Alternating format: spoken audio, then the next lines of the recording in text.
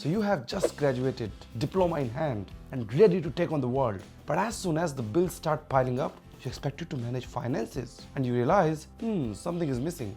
Despite of these years of schools, no one has taught you how to manage the money. Why is that? Hey everyone, this is Gaurav and today we are going to tackle a question that leaves many of us scratching our head. Why doesn't school teaches us about money? We have spent years learning algebra, writing essays and memorizing facts.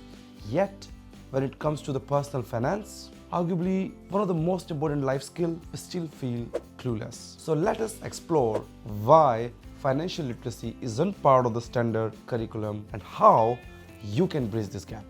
Now, if you are a teenager, you might be thinking, I'll learn how to manage money later. But even before your first check, understanding where your money will go is so important that it can completely change your life. Between taxes, bills, spending money, managing your income is harder than it seems, so you better start learning now. For example, average credit card interest rate in the US is about 20%.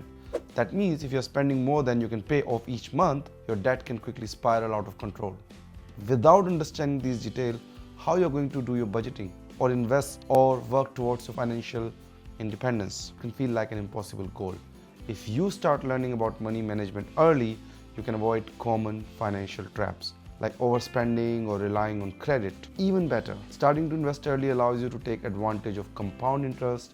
It's like giving your money a superpower. It grows exponentially over a period of time. So here's a real life example. Imagine you start investing just $100 a month at the age of 18. By the time you are 40, with compound interest, you could be sitting on a hefty savings. In comparison to someone who start investing at 30, they would have to contribute way more to catch up with you. A study by the National Endowment for Financial Education found that 88% of the adults agree that financial education should be core part of the school curriculum. Now let's talk about how you can take charge of your financial education. Alright, so the good news is you don't have to wait for school to catch up. Here are some simple steps you can take to get started. Number 1, start budgeting. Track spending for a month and create a budget that makes sense for you. Number 2, understand credit. Learn how credit card works and always try to pay off your balance in full to avoid interest. Number 3, learn to invest. Research beginner-friendly investment strategies and start small. The earlier you invest, the better it is. Number 4, learn the power of compound interest. The sooner you start saving and investing, the more your money can grow. Even if it is just a small amount each month, it adds up over a period of time. Open a saving account or learn about index funds to get started. But where do you start from? That's the next topic we are going to discuss now. Luckily, the internet is packed with resources to help you take control of your finances. Online courses, books, and podcasts are a fantastic way to learn personal finance on your own time. Let's talk about online courses first. Websites like Udemy, Khan Academy, Coursera, they offer courses and teach the basic of personal finance, investing, and budgeting. These courses are often affordable or sometimes free, and they break down complicated financial concepts into easy to understand lessons. Now let me talk about books. There are tons of great books out there that explain personal finance in a way that's engaging and accessible. Some popular options include Rich Dad Poor Dad by Robert Kiyosaki, which teaches the basic of building wealth and investing. It's also one of my favorites to recommend personally. Number 2, The Total Money Makeover by Dave Ramsey, a practical guide on budgeting and paying off the debt.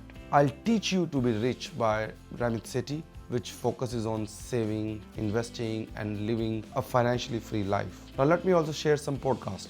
If you prefer to learn on the go, podcasts are a great way to stay informed. Some top financial podcasts include The Dave Ramsey Show, which focuses on real-life financial struggle and how to solve them. Choose 5, which teaches strategies for financial independence. The Money Guy Show, which covers personal finance topics like investing, saving, and taxes in simple, reliable terms. Alright, so we have talked about a lot of different things. The fact that school don't teach us about money doesn't mean you have to miss out.